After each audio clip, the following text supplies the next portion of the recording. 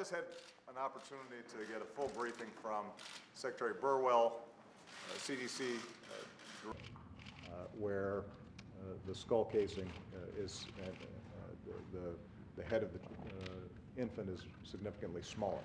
Right now, what we've seen is a little over 500 cases of Zika in the continental United States, and they all appear to be travel-related, not mosquito transmitted, meaning somebody from the U.S.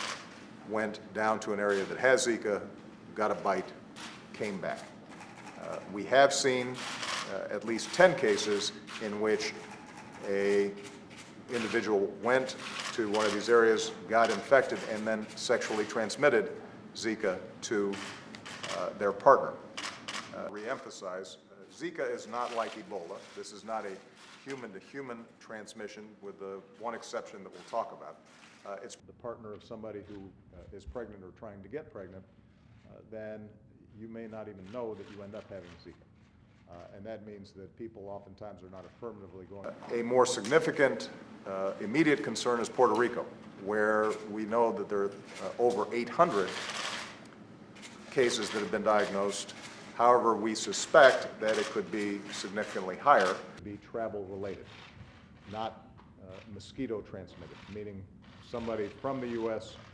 We have put forward a package that costs $1.9 billion in emergency funding in order for us to make sure that we are doing effective mosquito control, to make sure that we are developing effective diagnostic tools and distributing them, to make sure that we are developing the vaccines that ultimately will prevent some of the tragedies that we've seen for those who have contracted Zika and then end up having children with significant birth defects.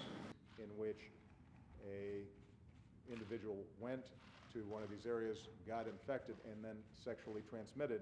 And if we make a modest investment on the front end, then this is going to be a problem that we don't have to deal with on the back end. And that means that people oftentimes are not affirmatively going to the doctor and getting tested on these issues. My hope was that we would have had a bill that I could sign now, because part of what we're trying to do is to accelerate, get the process going for vaccines. You don't get a vaccine overnight. Initially, you have to test it to make sure that any potential vaccine is safe. Then you have to test to make sure that it's effective. You have to conduct trials where you're testing it on a large enough bunch of people that you can make scientific determinations that it's effective. So we got to get moving the next several months to begin developing a vaccine and